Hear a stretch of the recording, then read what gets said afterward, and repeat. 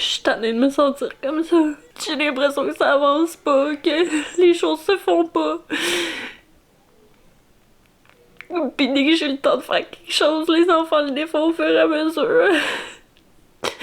Je veux recommencer à me sentir bien, recommencer à sentir que ça avance, puis que je fais quelque chose, tu sais.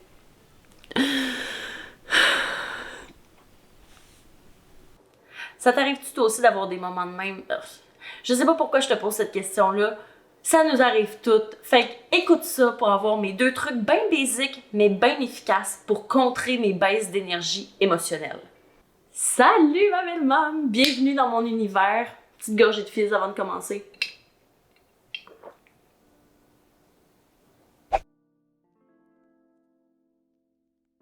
Avant de te donner mes 2 conseils pour me sortir de ma torpeur, je veux t'expliquer mon contexte un peu, le pourquoi je suis rentrée dans cet état émotionnel-là. Bon, comme tu as pu le voir dans la vidéo, ça faisait 2 semaines que j'étais sur le dos.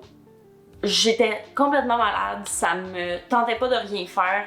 Fallait quand même que je m'occupe des enfants, mais à part de ça, je ne faisais rien d'autre. Ce qui fait en sorte que je suis pas sortie non plus pendant 2 semaines. Petite parenthèse, je te rassure tout de suite, les enfants sont quand même sortis dehors, ils allaient prendre des marches, ils allaient jouer dans le cours, il y a quand même de l'espace pour qu'ils puissent aller dehors sans que je sois nécessairement à côté d'eux.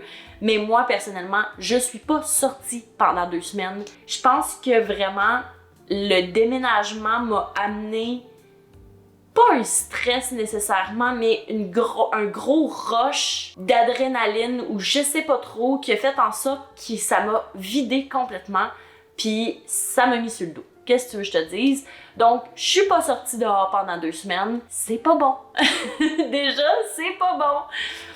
Puis à chaque fois que j'étais capable de faire quelque chose, que j'arrivais à me lever pour essayer de défaire des boîtes, ben j'avais mon bébé qui voulait être dans les bras. C'est un baby, un bébé à besoins intenses. Il n'y avait rien de faisable avec lui, absolument rien. Dès que je me mettais à faire quelque chose, lui, il voulait absolument être dans mes bras, il me tirait le chandail, c'était pas vivable. Puis quand j'arrivais à le mettre au lit, puis que j'arrivais à y faire une sieste, ben là, à ce moment-là, les 2 grands, dès que je faisais quelque chose, ils le défaisaient. Dès que je rangeais un jouet, ils voulaient le prendre pour le ressortir. Je faisais juste prendre quelque chose dans une boîte, puis ils me disaient « Non, passez à maman, je veux jouer avec! » Ah! Aujourd'hui, j'en ris, mais c'était tellement décourageant. Ce qu'il faut comprendre aussi, c'est que mon bébé ne fait pas encore ses nuits. Fait que ça fait 13 mois qu'on dort pas. Il se réveille plusieurs fois par nuit. C'est très, très, très difficile sur la fatigue et donc le moral et aussi le fait que moi, je me levais à 6 heures avant pour m'entraîner. Avoir ce petit moment de paix-là où les enfants sont pas encore levés, que je peux juste le passer sur moi, sur ma santé. J'en avais besoin, mais je suis plus capable de me lever le matin pour pouvoir utiliser ce temps-là pour moi. Fait que je m'entraîne plus. Je mange mal aussi parce que c'est niaiseux, c'est un cercle vicieux. Plus tu manges mal, plus tu as le goût de mal manger, puis moins tu as d'énergie, mais moins tu as le goût de bien manger, puis moins tu as l'énergie pour bien te faire à manger, tu comprends? Fait que même si on fait à manger pour les enfants, ben nous, on mange pas nécessairement bien. Je mange beaucoup trop de junk, puis je mange vraiment pas assez, ce qui fait en sorte que j'ai pas beaucoup d'énergie déjà au quotidien. Les enfants viennent tous me drainer mon énergie super facilement. En plus d'avoir été malade, de pas avoir pris de soleil, écoute, j'ai la totale pour ne pas bien aller. C'est un mode de vie que je ne conseille à personne. Mais dans ces cas-là, c'est tellement difficile après ça de juste remettre le petit effort pour être capable de réenclencher, de changer, tu sais, un cercle vicieux, ça va à l'envers, ben, tu sais, changer ça pour recommencer à avancer. Je sais pas c'est où que je m'en vais avec cette phrase-là. J'en ai aucune idée. Mais c'est pour toutes ces raisons-là que j'allais pas bien. Puis j'avais juste, tu sais, dans ma tête, le projet, c'était le déménagement. L'aménagement, c'était une autre chose. C'était juste une tâche supplémentaire. Mais dans ma tête, le projet était fini. J'avais déménagé, tout était fait, tout était beau. Je voulais passer à autre chose. J'avais pas envie de passer 3 mois à défaire des boîtes. Je suis sûre que tu comprends ce que je veux dire, là. J'avais fini mon projet de déménagement. J'avais aucun autre projet qui se pointait à l'horizon. Puis tout ce que je faisais, dans le fond, c'est essayer de trouver des activités pour combler mes journées puis essayer de passer le temps. Tu sais, moi, ça vient vraiment pas me chercher. Je suis pas capable de juste être là à, bon, peut-être 2 semaines de vacances, mais je veux dire, pas en tout temps. C'est impossible de juste faire des activités, faire le ménage, puis juste attendre que les journées passent. Ça vient pas me chercher. C'est vraiment pas un mode de vie qui vient me chercher. Puis t'auras remarqué qu'au niveau YouTube, j'ai plus de difficultés à être constante dans mes vidéos. En fait, j'avais pris de l'avance quand mon conjoint était en congé, mais là, j'ai comme de la difficulté à garder la cadence, à faire une vidéo par semaine. Je trouve ça ultra difficile. Puis ça, juste ce morceau-là, ça me déprimait tellement parce que j'aimerais tellement ça, être capable d'avoir un mode de vie où je suis capable de tourner, puis où je suis capable de m'occuper des enfants quand c'est le temps de m'occuper des enfants. J'ai beaucoup de difficultés à faire ça entre les deux. Mais là, sachant que j'étais si déprimée, qu'est-ce qui m'a fait sortir de ma torpeur?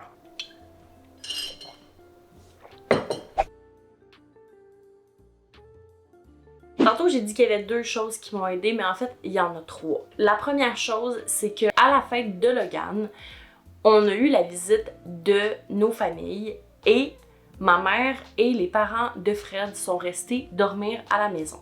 Habituellement, je déteste qu'on touche à mes affaires. J'aime beaucoup mieux tout faire par moi-même, mais là, j'ai accepté de l'aide. J'ai accepté que ma mère m'aide à finaliser le sous-sol pour les enfants. J'ai accepté que mon beau-père fasse le ménage du garage avec Fred. Ça a tellement été une grande satisfaction puis une belle chose qui a insisté pour le faire. Ils m'ont dit tant qu'à être là, aussi bien faire quelque chose. Je les ai laissés faire à leur tête puis m'aider. Puis honnêtement, ça a été la meilleure décision que j'aurais pu prendre, de juste les laisser m'aider. Accepte l'aide qui t'est offerte. Aussi, ton conjoint, ta conjointe sont là pour t'aider. Sont là pour prendre la relève quand t'es plus capable. C'est vraiment la meilleure décision que tu peux prendre. C'est la meilleure décision que j'ai prise, en tout cas. Deuxième chose qui m'a vraiment aidée, là, quand je te parlais tantôt du fait que j'avais terminé un projet puis que j'avais rien qui se pointait à l'horizon, c'est parce que moi, je marche par projet. J'ai besoin d'un projet pour sentir que je vais à quelque part. J'ai besoin d'accomplir quelque chose puis sentir que je fais pas juste vivre mes journées puis passer le temps, tu sais. Fait que je t'en avais parlé au début de l'année, j'avais prévu d'acheter un autobus. Ben là, mon projet a complètement pris une autre tournure.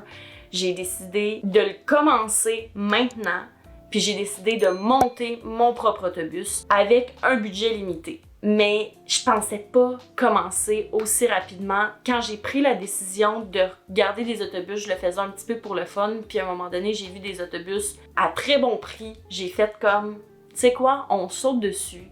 Puis j'ai reparti un projet. C'est là que j'ai pris conscience que vraiment j'ai besoin d'un projet pour bien aller. J'ai besoin de sentir que je m'en vais dans une direction, que je travaille pour quelque chose, tu sais.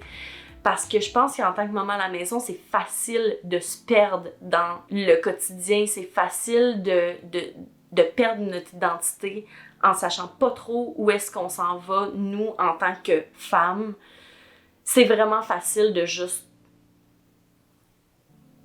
C'est ça la vie. On y va avec le flow, on fait des activités avec les enfants, on fait le ménage du quotidien, on fait la vaisselle. Puis je pense que vraiment, j'ai pris conscience que j'ai besoin d'un projet pour bien fonctionner. La troisième chose, là, c'est toi. C'est toi la 9e, la 10e, la 11e, puis la 12e personne qui se sont abonnées à ma chaîne. Ça m'a donné le goût de continuer à faire mes vidéos, même si j'ai pas nécessairement tout le temps à mettre immédiatement, même si ça peut prendre 2 ou 3 semaines avant que je sorte un nouveau vidéo. J'en ai des frissons, là. Vraiment, tu m'as aidé à me sortir de là parce que je vois que ce que je fais, je le fais pas pour rien. Tu sais, oui, c'est 12 abonnés. C'est pas 1000, c'est pas 100, c'est pas 10 000, c'est 12. Mais je sens que ce que je fais, ça fait une mini différence. Puis ça, là, ça m'a vraiment aidé à me sortir de mon mindset de down émotionnel. J'étais plus capable de me sentir dans cette... Je me sentais bloquée ici, là. J'ai de la misère à l'exprimer, mais je suis sûre que tu vois ce que je ressentais. Je suis sûre que tu ressens des fois cette pression-là de tu sais plus trop où tu t'en vas. Puis honnêtement, là, moi, ces 3 choses-là, accepter l'aide, se trouver un projet. Pas un projet juste pour se trouver un projet qui nous allume. Super important. Et la 3e chose, de sentir que je suis entendue, ça m'a vraiment fait du bien. Oui. C'est juste que c'est vraiment décourageant parce que ça fait à peu près 40 minutes que je fais rien parce que ma caméra est surchargée puis j'ai pas été dérangée pendant ces 40 minutes-là. Mais à chaque fois que j'essaye de tourner, ben il y a quelqu'un qui rentre. Petit baby l'oursin. Il est bonjour! Ah, bonjour! Oui, c'est les gens. Fait que si t'es arrivé jusqu'ici, sache que tes projets comptent pour tes enfants si ils comptent pour toi. T'es pas selfish si tu veux prendre soin de toi, si tu veux avoir des projets pour toi. Sache-le. Ce qui revient à ma conclusion habituelle, planifie, prends action, mais surtout, profite de la vie. Bonne semaine!